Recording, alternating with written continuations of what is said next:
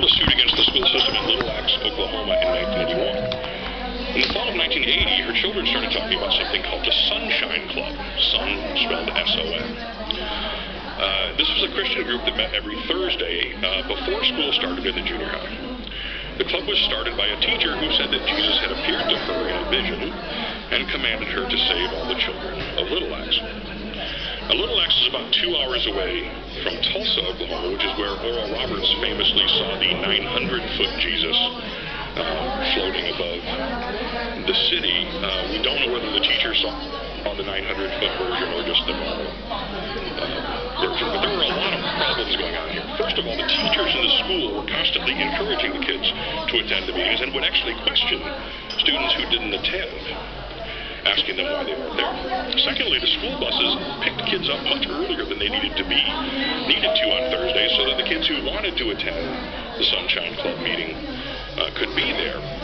But all the kids who didn't want to go to the Sunshine Club meeting weren't allowed in the school. They had to sit outside for the 45 minutes of this meeting and the schools had to run, or the buses had to run only once. Those who didn't attend were aggressively pressured by their classmates and told that if they didn't attend, they must be devil worshippers. So Joanne Bell began attending school board meetings along with a handful of other parents to ask questions about this program, but the school board supported the club completely and ignored their complaints. In the spring of 1981, the school board president actually told Joanne Bell, "We're not going to change this, and if you don't like it, call the ACLU." She did. Along with another parent named Lucille McCord, they launched a 7-year legal battle that went all the way to the Supreme Court and ended with a victory for the plaintiffs. Now, the school board in this case was represented by a man named Bill Graves, who was a state legislator and a lawyer who had written the law in Oklahoma allowing prayer in schools. You may recognize this name. He was in the news again 2 or 3 weeks ago. Did you guys see the story about a judge in Oklahoma who had denied a transgender woman the right to change her name and then got overturned by the state appeals court? The judge was Bill Graves. Same one. And during the initial trial, one of the expert witnesses he called to testify was a man named Rusas John Rushdoony, or R.J. Rushdoony. How many people, by show of hands, know who Rushdoony is? Or was? He's dead.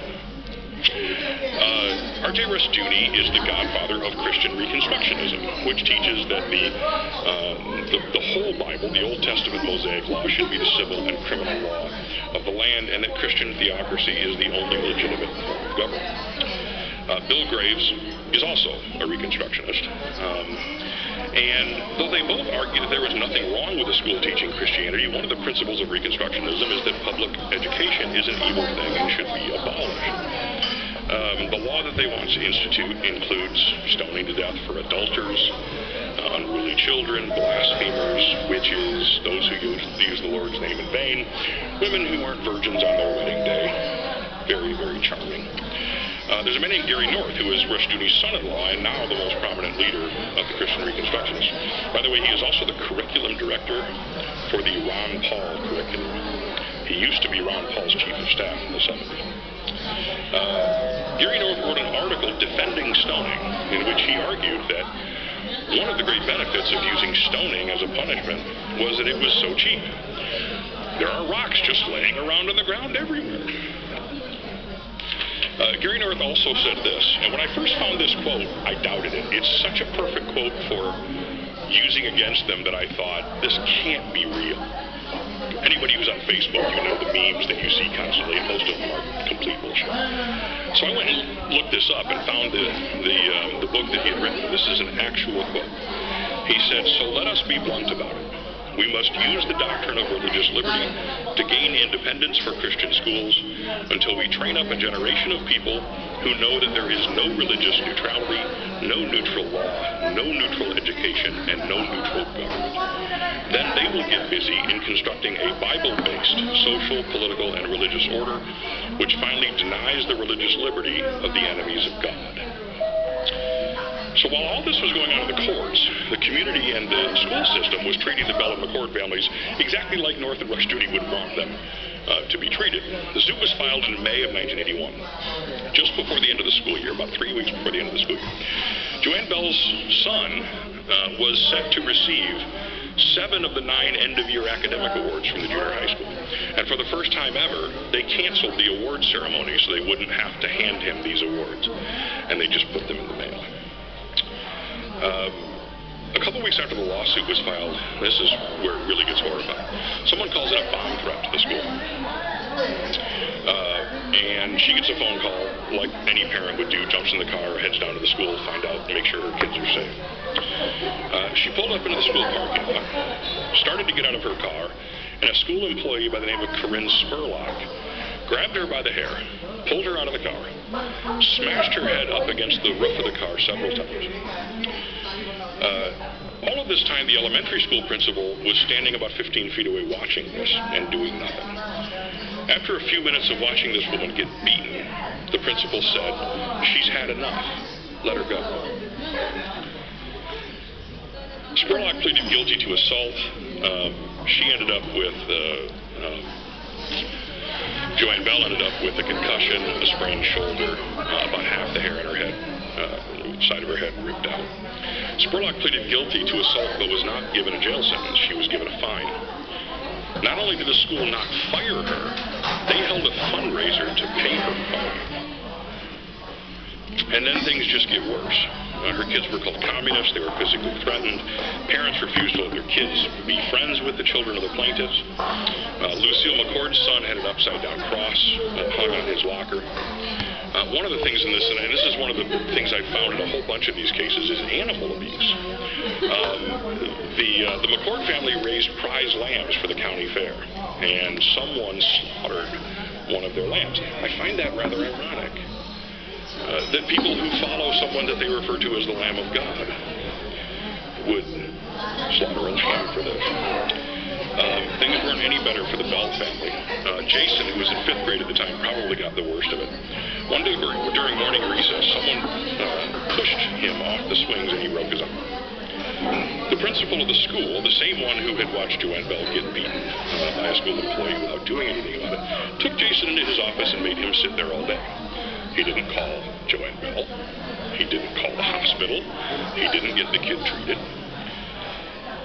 When she went to pick him up from school, she found out that several hours earlier this had happened, and nobody had been called. She took him to the hospital. He had a compound fracture of his arm and underwent emergency surgery.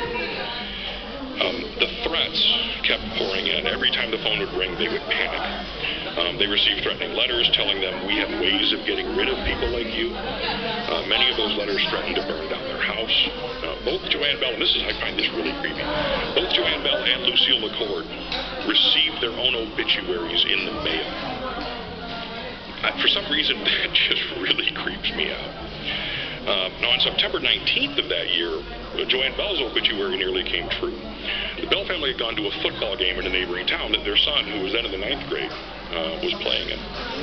And when they arrived at the game, they were met by a police officer who told them, "You better go home, your house is on fire." Someone had thrown a firebomb through a bedroom window, and by the time they got home, it was gone. It was ashes. A few days after the house burned down, in an extraordinary display of chutzpah, the following Monday, Bill Graves, representing the school board, filed a motion with the court saying you should dismiss the case because they no longer live in the school district. They don't have standing. The judge said no. He said, "I'm not going to allow vigilante justice to decide the outcome of this case." But I think this illustrates exactly what this kind of violence is intended to do. It is meant to intimidate. It is meant to make people cower in silence so they won't face the same treatment, and it works.